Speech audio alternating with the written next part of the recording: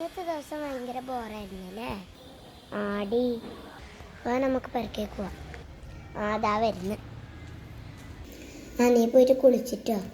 അതെന്താ, ഞാനല്ല എപ്പോഴും കുളിക്കുന്ന ആദ്യം. നീ പോയിട്ട് കുളിച്ചിട്ടോ ആദ്യം.